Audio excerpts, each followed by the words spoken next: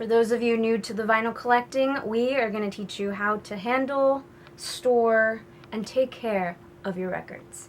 So vinyl isn't really convenient like a CD. It's not super durable and easy to just like do whatever with. It's kind of like a little wax baby that you need to cradle and take care of and be very gentle with.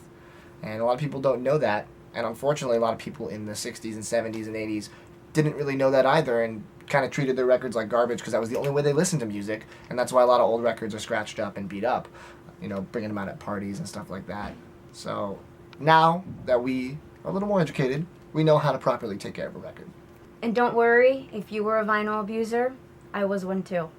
But Matt is here to help.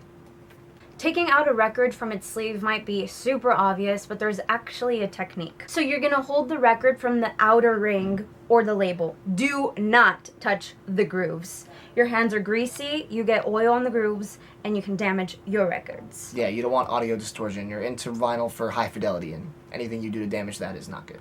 You're gonna want to store the records straight up. Straight up? Just like this. If you store them stacked, like a lot of people do at garage sales and such, if it's there for a while, it will cause the records to warp.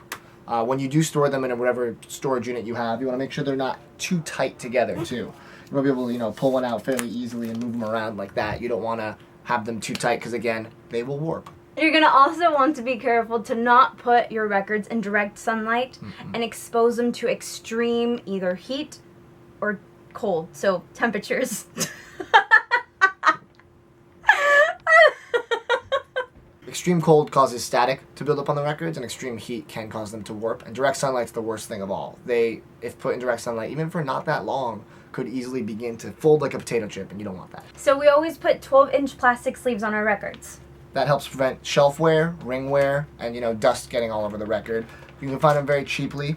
They're usually like $1 a piece, if not cheaper. You can get them in bulk. You can find them at your record stores. Definitely recommend them. One day I accidentally dropped a glass of water on Matt's records, but nothing happened. Like what? When you're actually taking the record and putting it on the table from the outside or the label, you should always do something like wipe it down with a microfiber cloth.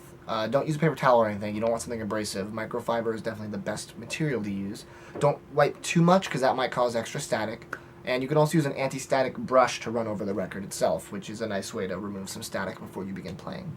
If your records are really dirty, you get them secondhand and they're covered in grime and dust and dirt, you can do a wet clean. There's a lot of ways to do it. They have videos online. You can use wood glue. You can use a record cleaner. They have one that's called a spin clean. That's a pretty good budget option.